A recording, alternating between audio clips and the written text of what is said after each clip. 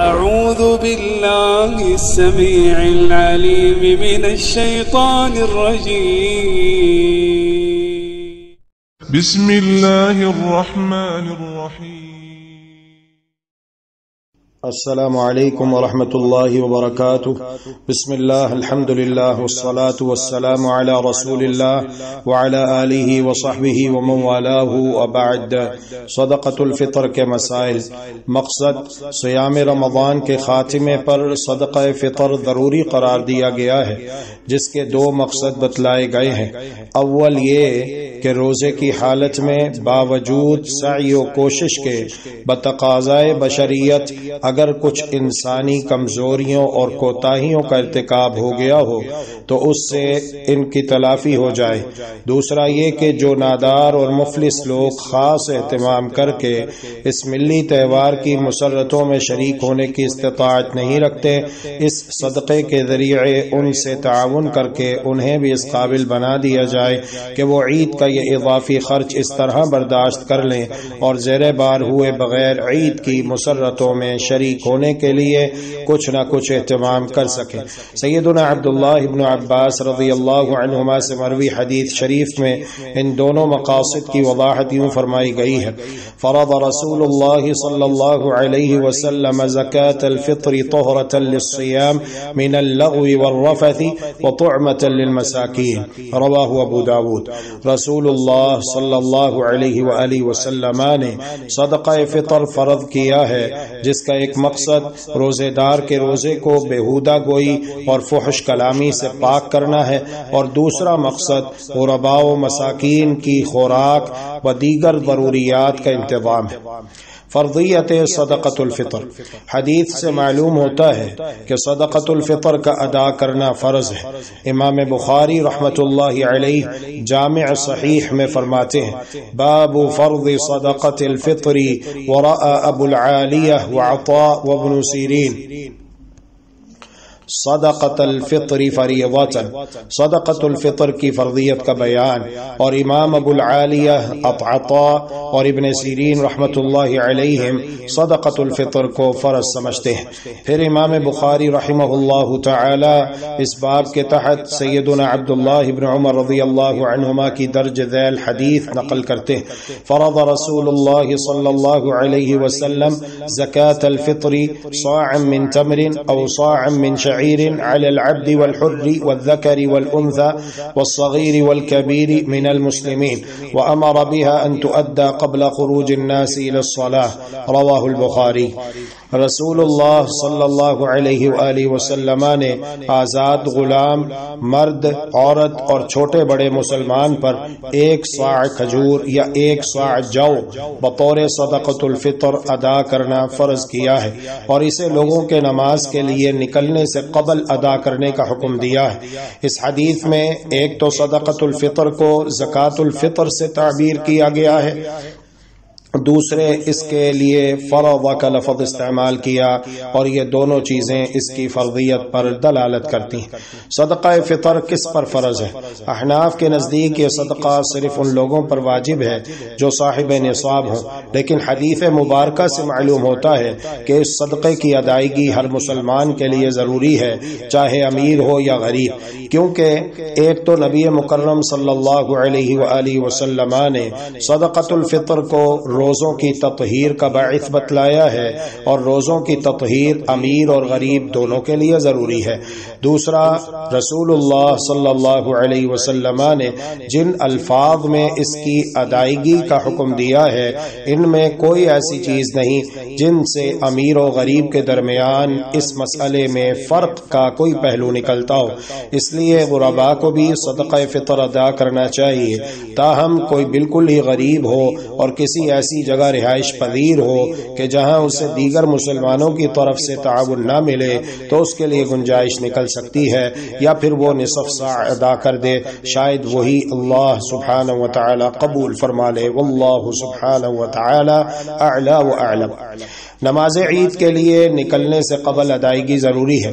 یہ صدقۃ الفطر عید کی نماز کے لیے نکلنے سے قبل ضرور ادا کر دیا جائے، کیونکہ حدیث مبارکہ کے الفاظ ہیں وَأَمَرَ بها أن تؤدى قبل خروج الناس إلى الصلاة۔ رسول اللہ صلی اللہ علیہ وآلہ وسلم نے حکم دیا کہ نماز عید کے لیے نکلنے سے قبل اسے ادا کیا جائے۔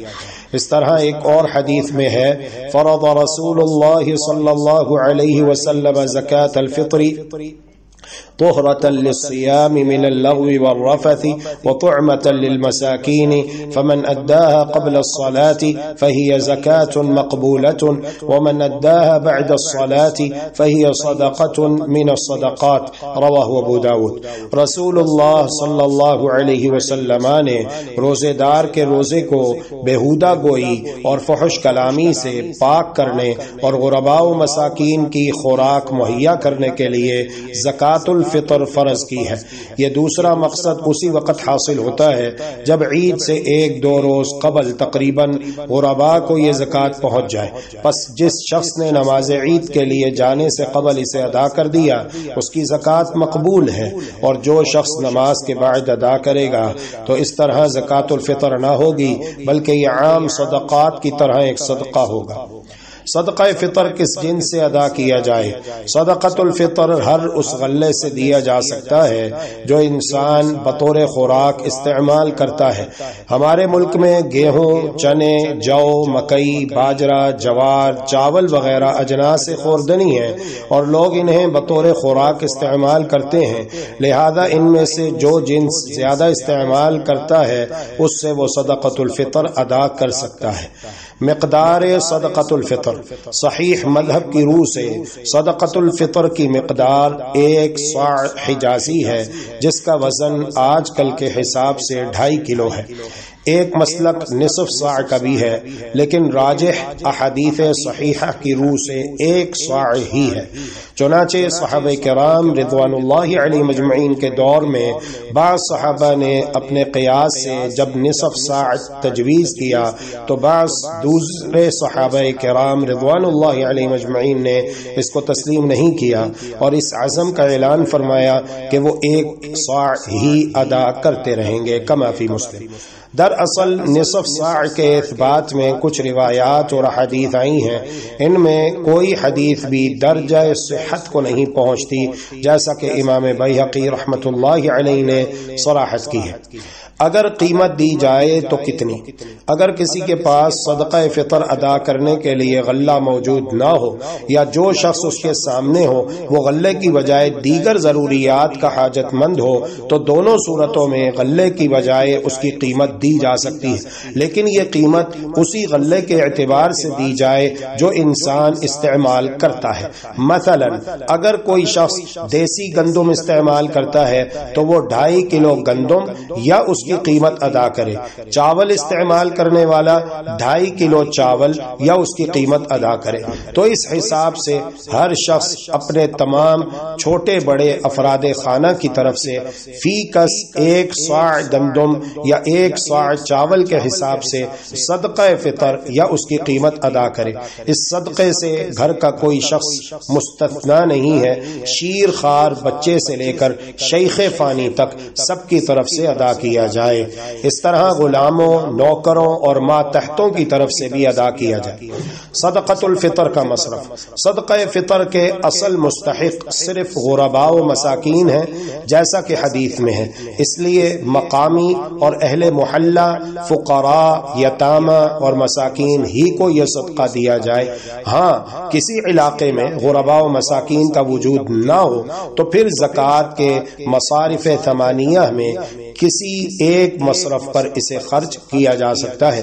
امام ابن القیم رحمۃ اللہ علیہ لکھتے ہیں وَكَانَ مِنْ هَدِيهِ صلی اللہ علیہ وسلم تخصیص المساکین بهذه الصدقة ولم يكن يقسمها على الأصناف الثمانية قبضة ولا أمر بذلك ولا فعله أحد من الصحابة ولا من بعده۔ زاد المعاد۔